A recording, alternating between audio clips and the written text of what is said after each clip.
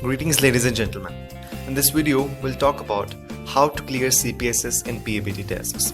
In the previous video, we talked about every detail about CPSS and PABT tests, the details about those games which are played, the 10 total games, and also the history of that test. Now in this video, we'll focus on how to clear CPSS and PABT tests. Without wasting a nick of time, let us just directly move on to the two types of tests at CPSS and PABT. The first one is computer-based or INSB tests, and the second one is machine tests.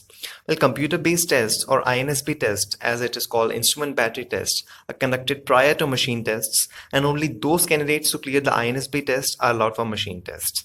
As it has been already discussed in the previous video that the CPSS has 10 machine tests while PABT has only 2 machine tests which are also there in CPSS. So if you have not watched that previous video, I recommend that you just go and watch through that video, and after watching that video you can look after this video which will tell you how to clear these tests. Before we move on to the question that how to clear the INSB or the computer-based test, which is the sole purpose of this video being made, let us first talk about how to clear machine tests. Well, if I'm being honest, I don't know exactly how to clear machine tests. The reason for that is very simple, because neither I'm an assessor at the FSB nor I'm a flying officer in the Indian Air Force as of now. I'm just an aspirant like you guys, and if I told you I know how to clear machine tests, I would be lying. I cannot do that, right? So just an aspirant, what I can tell you is how the test was and what did the test comprise of. And I've already made a video on that. You can check out the previous video, and I'm repeating it yet again. Then if you haven't watched the previous video, please go and watch that video first so that you can gain the most out of this video, right? And coming on to the preparations part of this video, well, there is no specific preparation for machine tests, to be honest. There is just no need of downloading any CPSS games or doing anything else. Just go into the test with a very clear and concentrated mind, and just be 100% present in the test, and just focus on what they're asking you to do, and not focusing on things like whether I will be able to clear it or not. Just don't focus on those things and be 100% present in the test, and you'll be able to clear it with ease. Now, coming on to the most important part of this video, how to clear INSB tests. If you've watched the previous video, well and good, and if you have not, I'm going to mention a few details about this INSB test right here, right now. Alright, so INSB test, as it stands for Instrument Battery Test, and as the name suggests, Instrument Battery Test, right? So there will be various instruments projected to you in the form of questions. What you have to do is take inferences from those instruments, and you have to understand what those instruments are indicating, and you just have to take the right option which suggests those inferences, right? Now, in CPSS, there will be various other tests in the computer-based test, apart from these INSB tests, and they can be solved very easily with some common, logical abilities and some patience, because those tests are very elaborate. While PABT has only INSB-based tests, right? And INSB itself is very simple. You just need to take inferences from the meters, right? There are various other meters like altimeter, orientation on the plane, and other things like that. But one thing which is tricky and which could be tricky for you to clear is the horizon indicator, right? Now, please be very attentive. First of all, I'm going to tell you something which they also tell you in the CPSS test, and afterwards I'm going to ask you a question which they also ask in the CPSS test, right? So please be very attentive and try to answer that question correctly.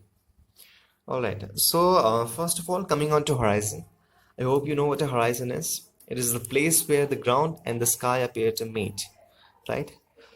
Now coming on to the real life scenario where the pilot has to take inference from the horizon.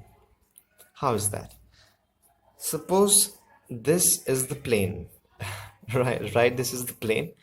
Okay, now suppose the plane is flying level, that is neither gaining altitude nor losing it, right?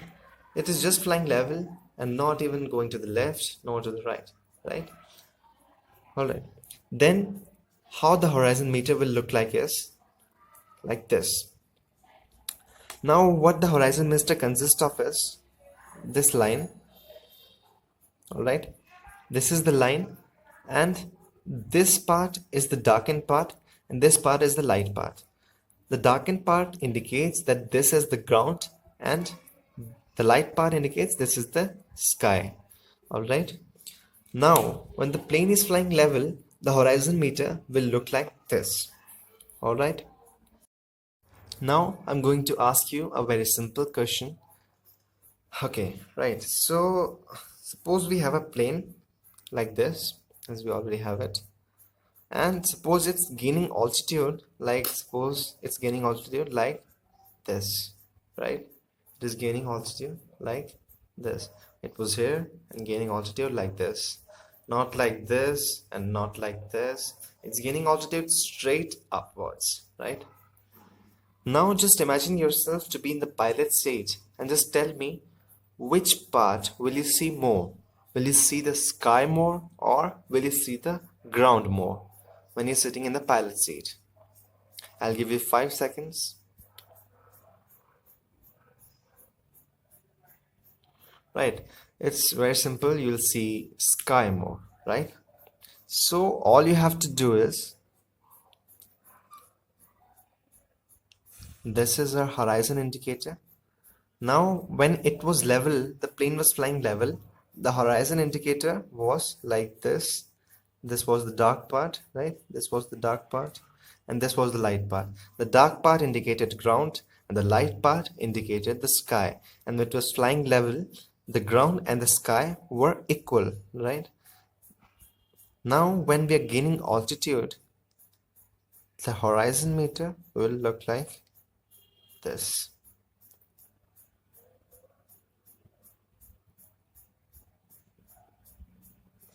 Right?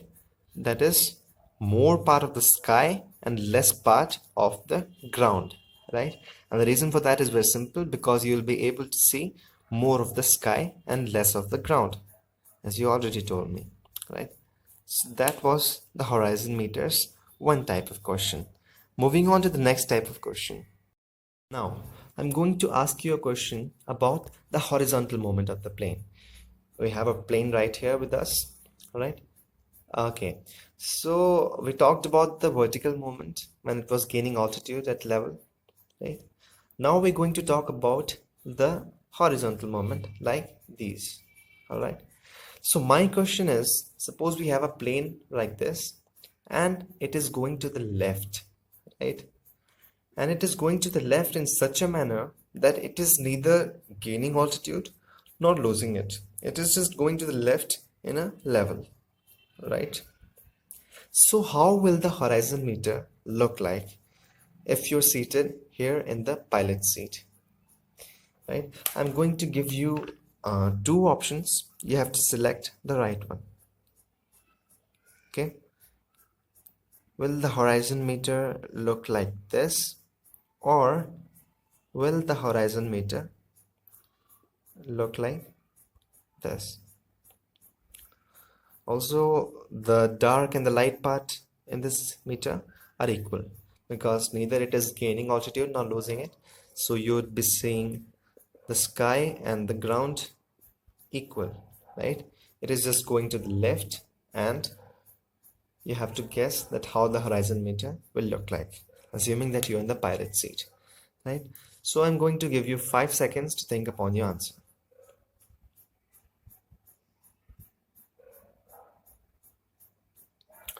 All right, so those of you who guessed this answer, it is correct, and those of you who thought of this answer, it is wrong.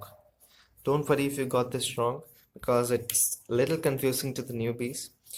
All right, so now the explanation that why the altimeter, sorry, the horizon meter looks like this. Okay, suppose you're flying the plane as a pilot and this is the horizon, right?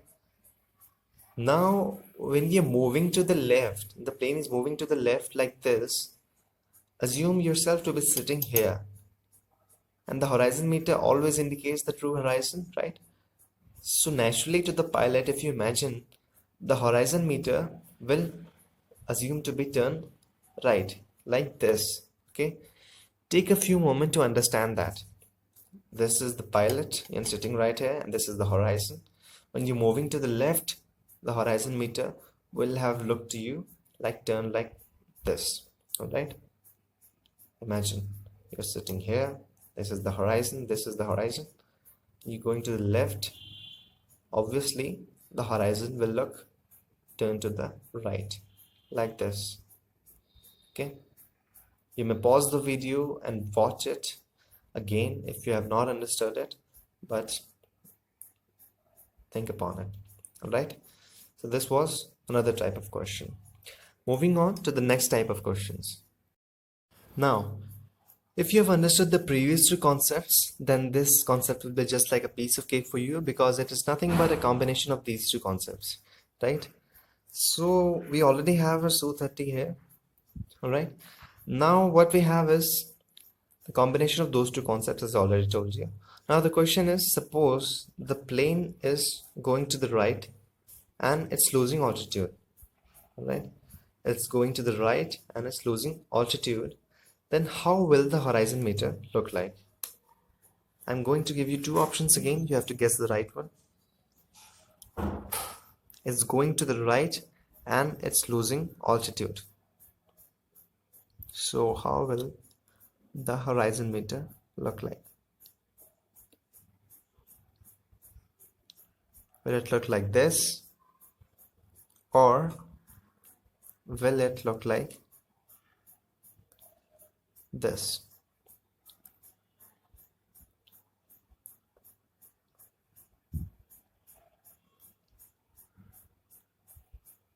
All right, and remember that you are here in the seated pilot seat and the plane is going to the right and it's losing altitude.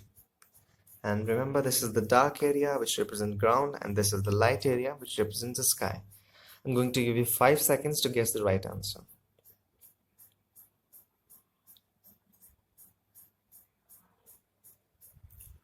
Okay, so those of you who guessed this answer is wrong. And those of you who guessed this answer is also wrong. Okay, so the right answer is this. The plane is going to the right, okay, and it's losing altitude. So the horizon meter will look like this. This is the right answer. It was done intentionally to judge how much you have understood the concepts. Don't worry, if you have not understood, then please go through those two earlier concepts, as these type of questions will be generally asked, which involves a combination of both the concepts, right? Like, when will you see more of ground and when will you see more of sky, and how will be the horizon when you're turning to the right and when you're turning to the left. All right, so this was all about it. Now there is also a trick for those who don't really get it, like how the horizon goes. If you just don't understand that, how will the horizon appear to turn right when the plane is going to the left, then just assume when the plane is going to the left, horizon will look right, and when the plane is going to the right, the horizon will obviously look like going to the left. Okay, just if you don't understand it, you can also cram it, but I suggest that it's very simple and try to understand it, because if the plane is going to the right, the horizon will naturally, to the pilot, appear to be turned to the left, right?